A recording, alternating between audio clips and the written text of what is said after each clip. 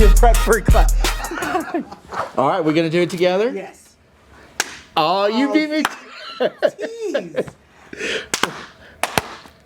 Yes. Oh, I love it. I love it so much. Oh my goodness. Shatriya Smith, back in the house. Good morning. Good morning. It is good to see you. Thank you. It's good to see you too. Thanks for having me back. Yes. Well, let's get back. Let's get to that here right now. It's like, first of all, the last time you were here was Christmas Eve. Yes. This is now almost March in 2026. The world has changed profoundly.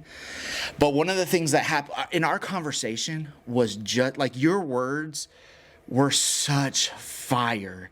Like and I've told you this off camera and I'll tell you on, I have referenced some of your words so many times in the past 3 months. No lie. Like, you have a gift of language. Full stop. Full stop. Trying to make me cry? No. No. I mean, I think the church needs to hear it. I think the world needs to hear it. It's beautiful. It is actually really beautiful. And so you came back here, or you came on December 25th, Christmas Eve. I was so new to this whole experience, and you were one of the first full videos that I edited. And I'm just gonna have a moment of vulnerability here. The conversation was fire, and the conversation was amazing. The editing was not able to capture that energy, and so I said, "Hey, can you come back and let's do an add-on to this, because your words deeply matter." So thank you for coming back on. You good to follow up on our previous conversation? Absolutely. All Absolutely. right. Well, here's what I want to do. A few things, because you covered this last time, but if you could kind of say where you work and maybe the scope of what your organization does, because you cover that in the next episode that will drop tomorrow. Okay.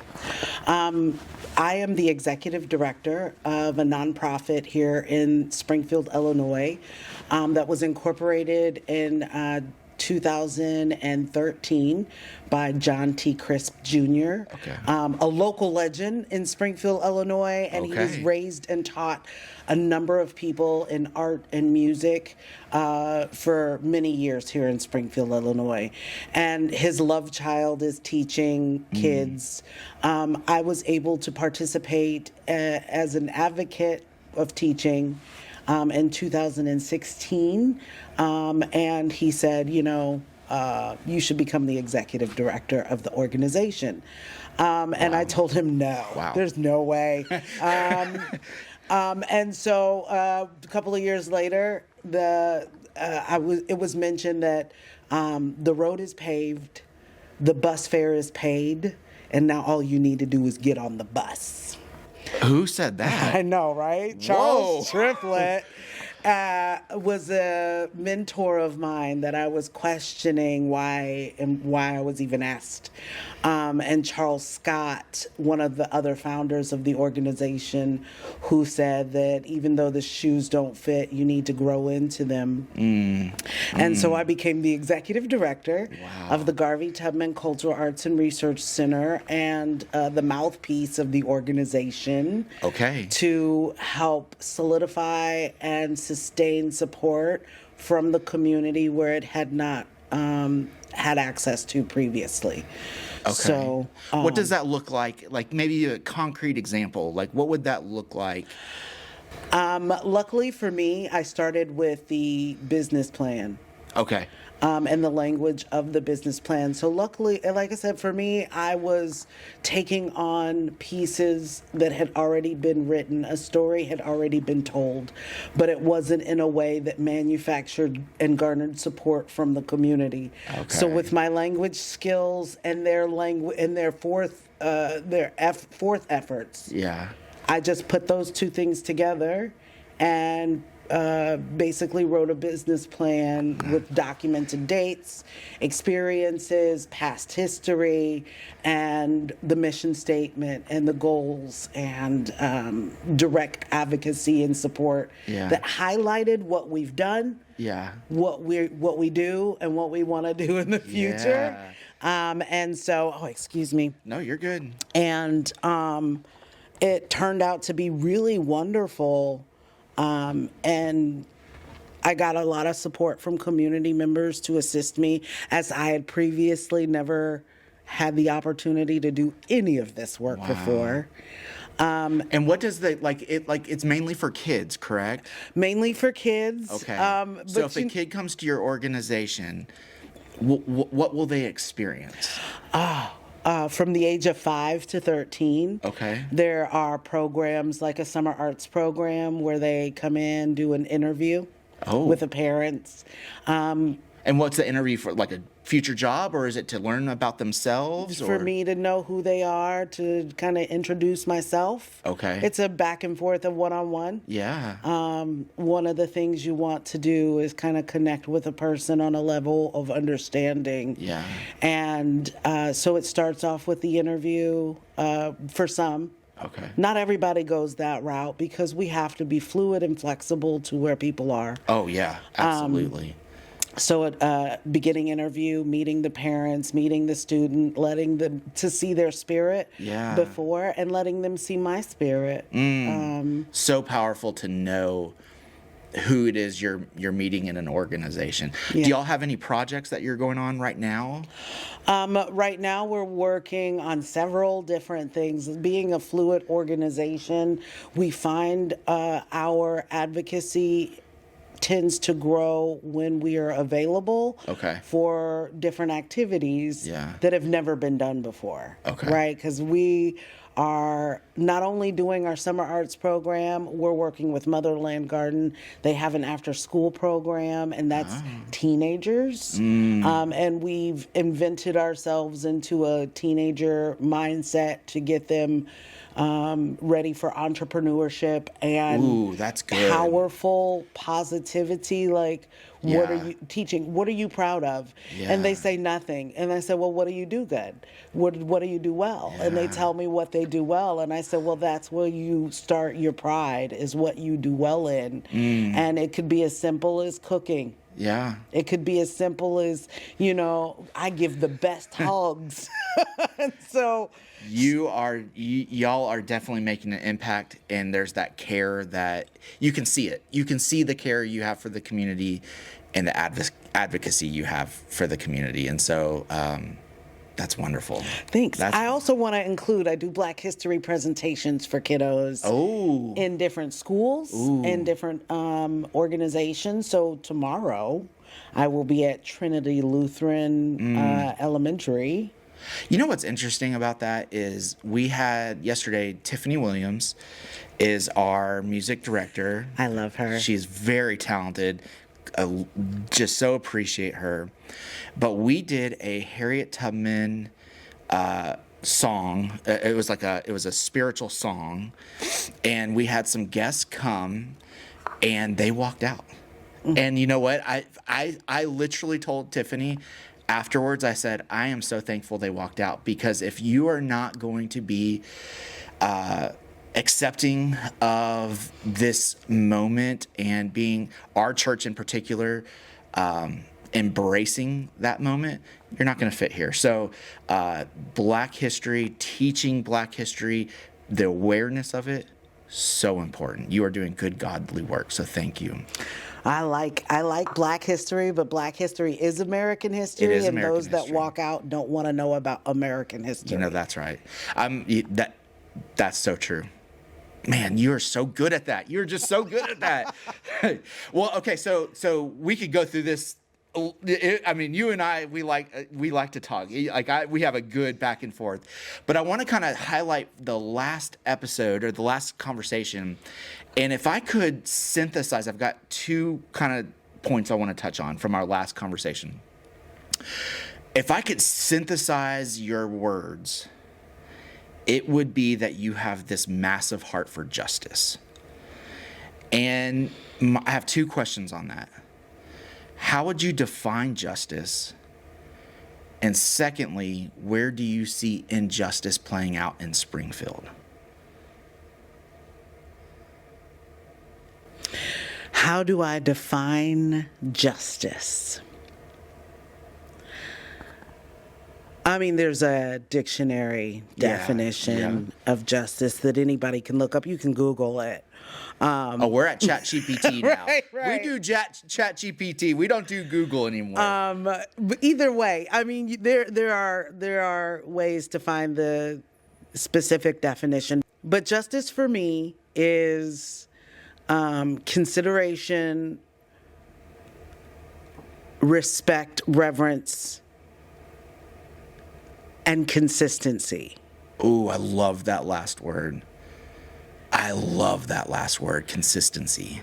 Why do you include that? Because there's so many items on the list that are said to be one thing and then it changes its definition later. Yeah. And to that, I also see effort in certain. It's impossible to be an advocate for everything. You will burn yourself out. You just can't do that. You don't have the bandwidth. Or I see people who are advocates for everything, but they're not creating anything in the process, because it's hard to create and go out and do the work like you're doing in the presentation. That's hard work, and so I see efforts seasonally, but I really wish there were more of it long term, I guess. So I love that word, consistency and justice. Absolutely. And with consistency, and one of the things that I've learned is we need the language to stay consistent. We need the documentation that stays consistent. Yeah. One of the things that I want to highlight is every time you change administration, the language of consistency changes as well. And so it needs to be documented consistency, so that it's lasting, because anybody can come in and change the language and call it consistent. And that's what I want to see. I'm still a proponent of restoration and reparations that have never been seen. And while some people say that the college support system or welfare or those kinds of resources are what they call reparation, it doesn't include land. It doesn't include developed businesses or a way to do that. And when you're using education as a caveat, but then once those people are educated, they still have a problem with getting the job and the resources, then it puts another barrier in the way. So there's consistent barriers that block, that aren't in the language, that aren't recognized, and then everybody's wondering why growth hasn't benefited our community. It's because the language isn't consistent. Okay, I like it. And where do you see injustice playing out in Springfield? And where might you see hope for that? Okay. So it's not always in the negative. So where might we see injustice playing out, and where are you hopeful in this conversation? With inconsistency, there is a long-standing expectation that you'll get one person that is doing well, and you'll support that one person, and that one person then becomes the vision or the silo of diversity. Okay. And it's not spread out to where it's needed. And then there is a echelon of people that think that the people that are affected in the community don't deserve benefits or supports. But in the 500 years that African Americans have been disenfranchised, it will take 250 years before you see any plus-size developments. So the 5-year plan that you're thinking about to boost up the community is not sufficient. And I look at 100-year plans, and if it's taken 100 years for us to get here, we need to consider the 100-year debates. Well, I mean, even as you're saying that, I'm thinking of capitalism, and as we know it here in America, and that really was propelled because you had 100 years of labor, of unpaid, cruel labor for Some would say 250 years. 250 years. Yeah. I mean, that's probably more accurate. Yes. It's 250 years of labor that has not, that, yeah, of course it's going to work when you're when you're preying on this community and preying on these people and then not benefiting them at all. And then all this wealth is built up and it's like, hey, capitalism's awesome. Yeah, but it's only working because you're preying on black people. That's the only reason it worked, right? Well, I don't know. I'm not an economist, but I do know that certainly propelled the system. Oh, most definitely. Yeah. The fact that African American, and some people don't even want to use the word African American, but Black Americans were not able to buy land. We were known as property, and property couldn't own property. Yeah. So that's 250 years of developing land that we could not access or have benefit of. And then shortly after that, being stripped of any financial acuity from our labor. My grandmother, like I said, after that moment would have been sharecropping.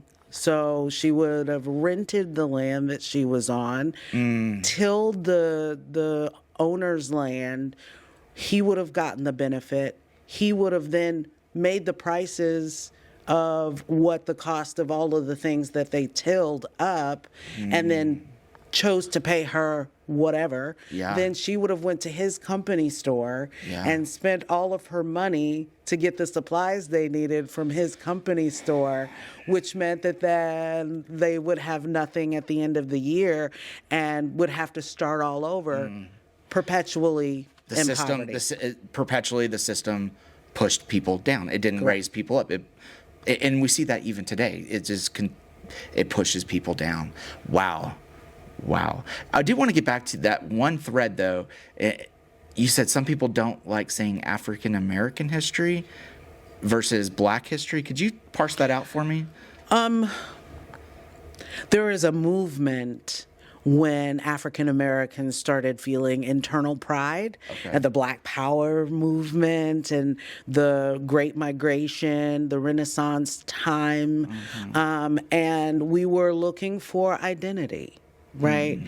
And we had so many different visions of what we should call ourselves. I remember as a kid, and this is a little touchy, so be very careful. Okay, I will When be very I was careful. a kid, they used to have this song, I'm not a nigga, I'm a Negro. When I become a nigga, I'll let you know. So Negro was the great word because it showed power, and it wasn't the nigga word, right? I don't even like to say the word, but it shows a precedence of identity and self-identity and growing into that identity and learning, because we had nothing prior to that. We had enslavement. We were called slaves. We had to forge our own identity. And so African Americanism came out of forging that identity. And as we've grown into a more self-recognition of not only our history, but our identity in America. At this point, I'm an American. That's right. And I'm Black 24 hours a day, 7 days a week, 365 days a year. So I'm a Black American. Yeah. I would love to have a connection to Africa, but I don't. Okay. And when you say African American, does that take away from me as a Black American with a historic understanding of 500 years that I know about? Because I have no connection. I know that everybody in the world comes from Africa, so we're all Africans. That's right. That's right? But identifying myself as an American that's Black here gives me greater propensity to my community, right? I'm a Springfieldian, so you can't tell me nothing about Springfield. I know everything. I'm an American, so you can't tell me anything about, because I know America. Yeah. But African Americanism, and that's going to continue to change, right? Yeah. So, because we haven't left this planet. Right. right? Right. We're going to be earthlings one day. And then how do you attribute that growth? Black people are from the transatlantic movement, that migration, are the only ones that know what it feels like to move to Mars, would feel like to move to Mars, because we are the only ones that have been taken, transmitted, put in a new space. And Nikki Giovanni, a great poet, does a poem called Moving to Mars that highlights that transmigration. And one day, because we are so resilient, we will go to another planet and we will have that experience again. And because of our historic experience of that, then people will know what to expect because we've experienced it before.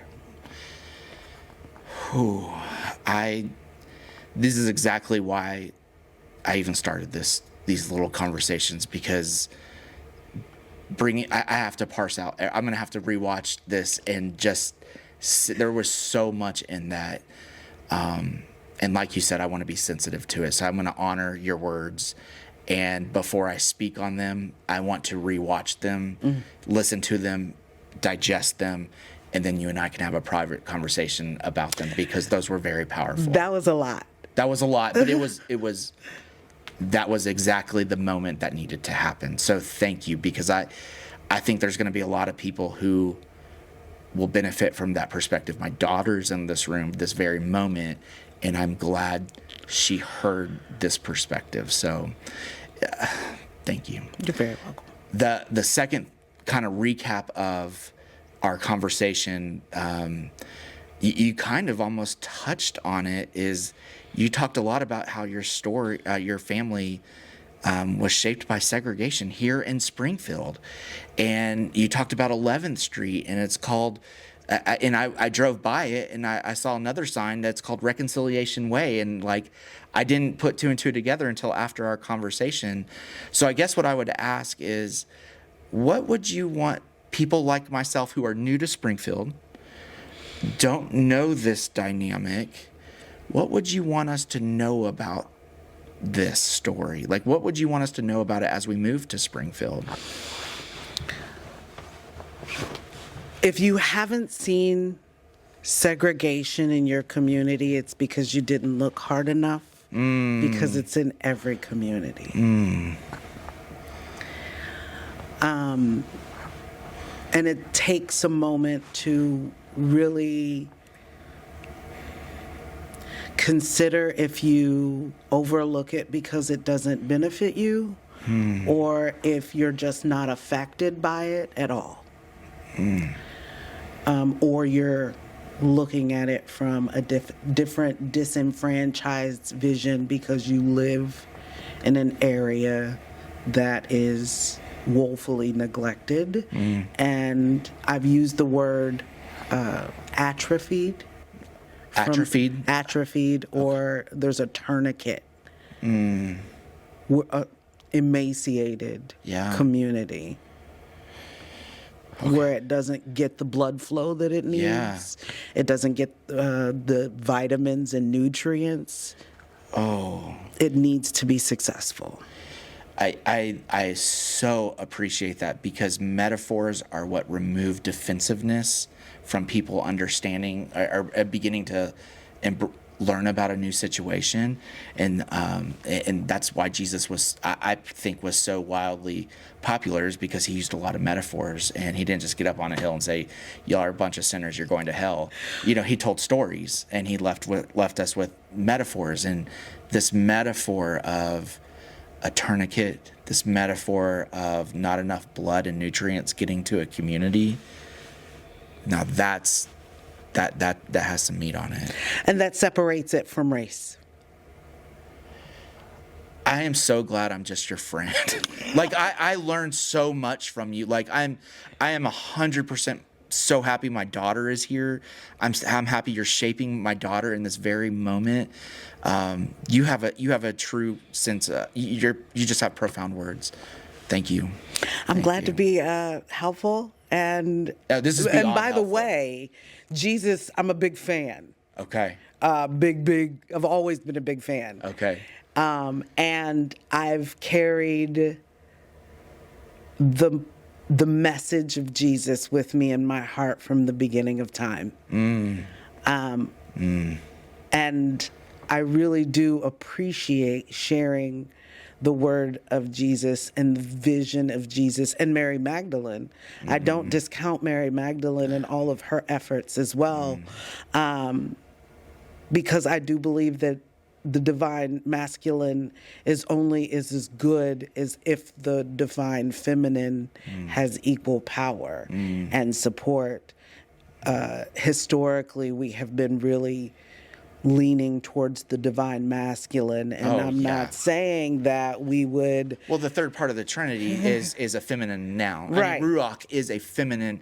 That now, for people who don't know the Hebrew, I just lost them all. But the third part, the spirit in the Hebrew, is a feminine word. I mean, it is in a feminine form. Yeah. Yeah. And we're not doing her justice. Okay.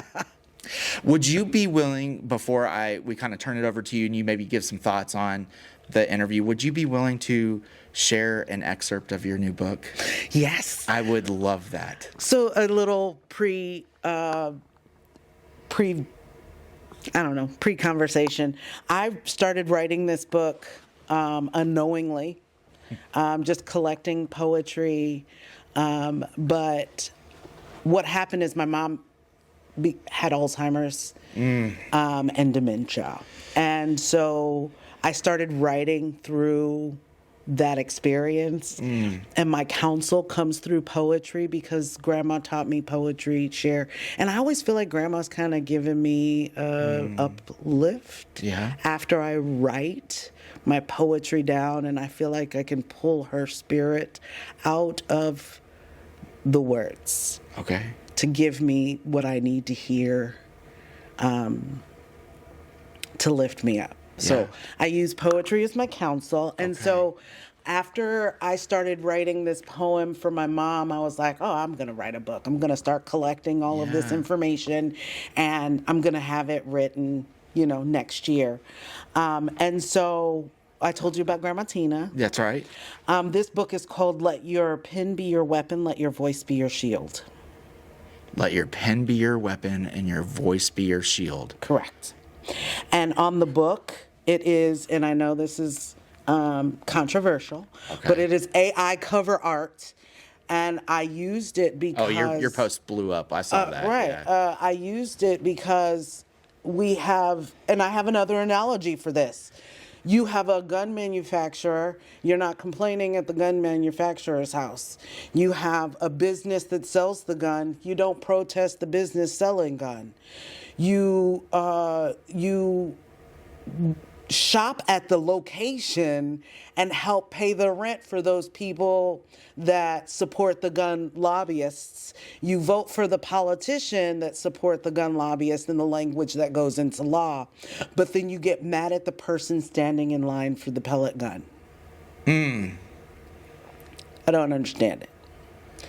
So I'm not worried about the pellet gun me until you show me that your effort is going towards the manufacturer, the politician, the language, and the business. I just need to spend more time with you. That's all that comes down to. Okay, so what is the... So this is me in the AI cover art. This is my Grandma Tina. And we are in a field of sunflowers, which is reverence and respect and just history, just all together. So she's whispering in my ear while I write these stories, and it becomes a book. So that's why I have this as my cover art, because I wanted it to tell a story. That's right. That's right. So there is a poem in here that I'm choosing, and this book I'm really excited about. Because it does go through a couple of years of activity, activism, personal statements, feelings, and it's feisty. Okay. So everybody needs to read a feisty book. Right. I mean, everybody needs that. I love some Audre Lorde, and there's a few other people that... Sister Souljah. I know Audre Lorde. I don't know Sister Soldier. Oh, she was a rapper, a female rapper that became she was always an activist, but she stood against a lot of prominent politicians. She would go online. She would stand up for herself and her community. So activism with language to teach people that we're not what you think we are. We are what we tell you. Okay. And you accept that. That's what you get what you get. You don't throw a fit. Okay. But this is the poem called "The Line of Demarcation," and this was written for the Reconciliation Way. 11th Street or Delmar Divide in Springfield, Illinois, and it was written for the Black Lives Matter procession in 2025. Okay. The line of demarcation is only 9 blocks from the Capitol's feet. Important information, but what does it matter to me? Springfield, my city, since 1865, where Lincoln happened to be, signed the 13th Amendment so that Negroes would be free.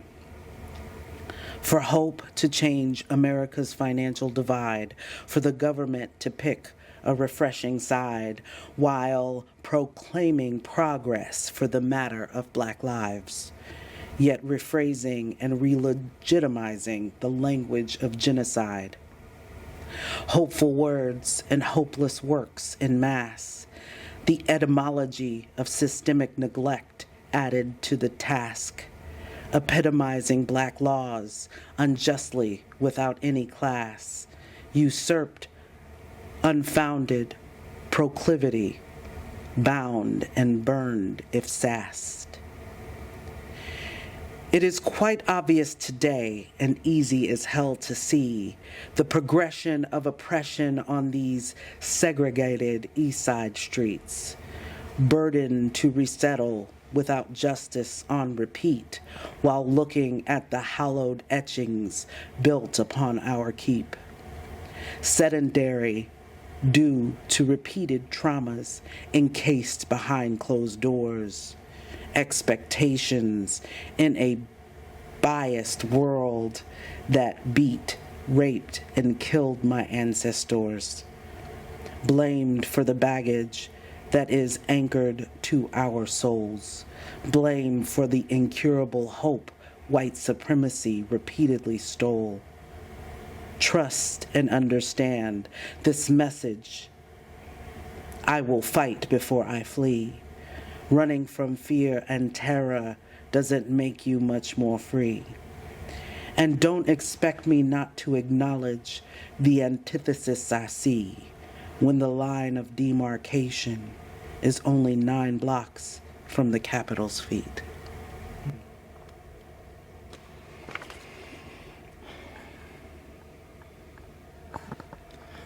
That was so beautiful. Thank you. If you're okay with it, I'd like to end on this note because I think that is a holy moment. There were 2 or 3 other holy moments in the previous episode that I want everyone to go see. But that's holy ground right here. Thank you for those words. Thank you. Oh my goodness. Unreal. Unreal. Your words are so powerful. You have been shaped and gifted by God. You know, I told you my mom would cuss me out with some of the best words. You heard them today in that poem. Oh my goodness.